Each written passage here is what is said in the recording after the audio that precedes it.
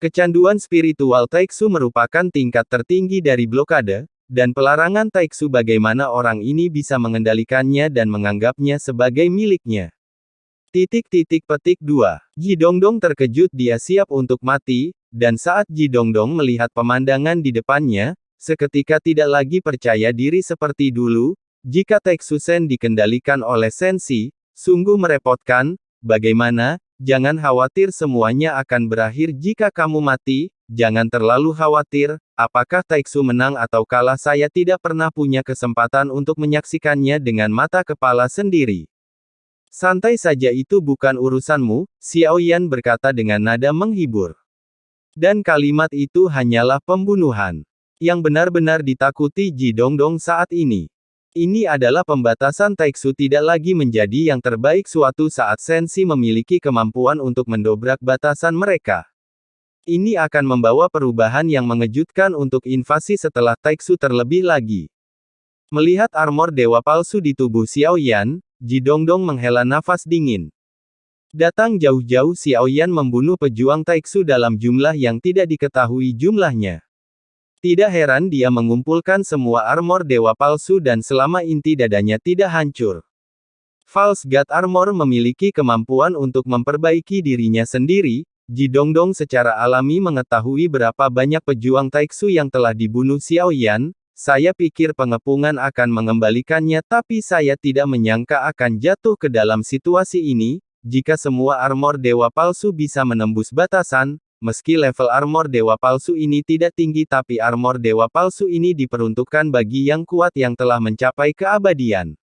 Itu seperti harimau bersayap, baik pertahanan maupun efektivitas tempur akan ditingkatkan ke tingkat yang lebih tinggi. Tentu jika itu hanya false God Armor saja, tidak perlu khawatir karena kekuatan abadi di dalam Void God Armor perlu diisi ulang oleh Void God. Dan sekarang masalahnya adalah Xiao Yan tidak hanya mengenakan armor dewa palsu, ada juga ketuhanan Taiksu yang sangat besar di belakangnya. Aku tidak tahu bagaimana kamu, tapi mungkin hanya sepotong baju besi dewa palsu dan kecanduan dewa Taiksu ini yang memakan banyak waktu, bukan? Ji Dongdong mengabaikan kata-kata Xiao Yan. Namun nyatanya detak jantungnya sudah semakin cepat, rasa panik tidak pernah sebesar ini. Apakah itu sulit? Bukankah formasi pelindungmu juga mengatakan itu semacam pembatasan tingkat atas? Menurut saya, tidak lebih dari itu. Xiao Yan mengangkat bahu Ji Dongdong, segera mengerti ternyata yang melanggar batasan tersebut adalah bola mata biru besar yang tampak aneh saat ini. Mata Ji Dongdong menyapu area sekitarnya. Berharap menemukan mata anjing itu, tapi setelah mata anjing itu memecahkan susunan pelindung visi dewa palsu, itu dibentuk kembali menjadi seukuran telapak tangan terbang kembali ke jubah lengan Xiao Yan. Dia tidak banyak bicara, tapi untuk mengirimkan informasi yang dia tahu, sepertinya tidak ada rencana untuk bertahan hidup, mendengus. Meski begitu, sulit bagi Sensi untuk mengalahkan Taiksu. Larangan selalu berubah, mampu menerobos larangan saat itu. Taiksu memiliki teknik pelarangan yang lebih rumit. Tidakkah menurutmu kamu bisa mengalahkan Taiksu dengan memecahkan armor dewa kekosongan ini, dan mengendalikan dewa Taiksu? Ji Dongdong masih keras kepala sampai sekarang. Tidak berlebihan jika menggambarkanmu sebagai bebek mati. Mungkinkah Sensi kita seperti Taiksu? Itu semua dirangkai dengan menuangkan kemauan perlu mengandalkan limbah armor dewa palsu untuk bertarung.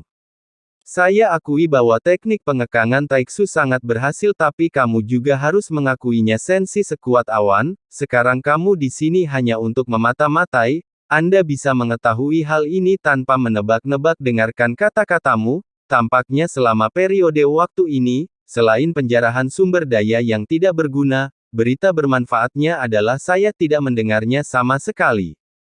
Xiao Yan mengangkat bahu, ekspresi jijik segera muncul di wajahnya. Sebelum ini, Xiao Yan juga memikirkan hal itu, apakah Sensi tidak memiliki kemampuan untuk menjadi kuat.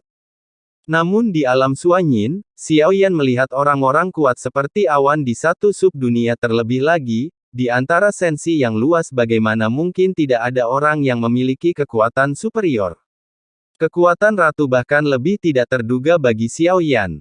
Setidaknya itu adalah peran yang setara dengan permaisuri. Di samping itu bahtera besar tempat Sensi muncul. Xiao Yan belum pernah melihatnya sebelumnya, ini dapat menjelaskan sepenuhnya. Ratu dengan panik menyembunyikan latar belakang sensi yang sebenarnya. Jadi meskipun Anda sepenuhnya mampu menghancurkan rumah surgawi bahkan dengan kekuatan Sang Ratu. 10 Raja Roh Agung yang tidak takut terhadap rumah surgawi bagaimanapun. 10 Raja Roh teratas dihormati, terluka parah, dan kekuatan mereka mandek dan permaisuri adalah orang kuat yang tidak lemah. Jauh sebelum junjungannya yang mulia jatuh belum lagi semua sumber daya menjadi satu. Meskipun bakat budidaya ratu tidak sebaik yang mulia. Di bawah curah hujan waktu yang megah, kekuatan ratu tidak mungkin lemah. Rencana ratu memiliki visi jangka panjang, bahkan rencana yang dia atur untuk Xiao Yan. Tujuan sebenarnya adalah untuk menghalangi Taixu, ini adalah permainan psikologis saat itu. Ji Dongdong yang akan menjadi 12 tuan muda, kirim informasi kembali ke Taixu harus ditanggapi dengan serius dan tidak akan dicurigai. Jadi pilihan ratu juga sengaja melakukannya jadi ketika avatar dewa asli Xiao Yan dikirim. Ratu sudah membuat rencana ini, meski tentara tidak pernah bosan berbuat curang namun dalam kehampaan yang jauh. Jika kekuatan yang ditampilkan Xiao Yan setelah muncul memang sangat kuat, Taixu pasti takut akan membutuhkan lebih banyak waktu untuk menyelidikinya. Sebaliknya jika benar setelah Anda masuk bagi Taixu, ini adalah pertempuran pemusnahan, mereka sangat takut pada Yang Mulia. Tidak hanya terlalu kosong, Sensi dulunya memiliki hak untuk berbicara di 9 dunia justru karena keberadaan Yang Mulia, hanya dengan saling memeriksa dan menyeimbangkan kita bisa aman dan sehat, tampaknya menjaga perdamaian itu karena kekuatannya setara, siapapun yang bertarung dengan siapapun adalah pertarungan hidup dan mati, setelah jatuhnya yang terhormat, pengawasan dan keseimbangan yang ada di antara kekuatan-kekuatan ini telah hilang sepenuhnya. Sekali tidak ada ancaman bagi mereka seperti Taixu, yang seluruh dunianya berada di ambang kehancuran hanya invasi yang dapat menghentikan pendarahan, itu saja hampir waktunya aku harus mengantarmu dalam perjalanan, di sela-sela pembicaraan Xiao Yan memandang Ratu. Yang terakhir adalah titik mikro pertama, jika Ji Dongdong tidak memiliki langkah lanjutan maka itu tidak akan terekspos. Hanya dengan benar-benar mendorong hidupnya hingga batasnya. Lihat apakah itu akan mengungkap keinginan Ji Dongdong untuk lebih bertahan hidup. Xiao Yan meninju Ji Dongdong secara naluriah melayangkan pukulan dan pukulannya mengandung kekuatan yang sangat besar. Tak satu pun dari trik mewah karena Ji Dongdong bahkan tidak percaya diri untuk pamer, tentu hal utama adalah dia tidak pernah punya kesempatan melawan tinju, bahkan ketika ada klik lebih tiba-tiba lengan Ji Dongdong yang meledak, bahkan baju besi berat itu langsung meledak, langsung berdarah memotong lengannya pada saat yang sama, 5 jari Xiao Yan tiba-tiba mencuat langsung menembus dadanya, ada detak jantung emas di telapak tangan yang menonjol dari punggung Ji Dongdong.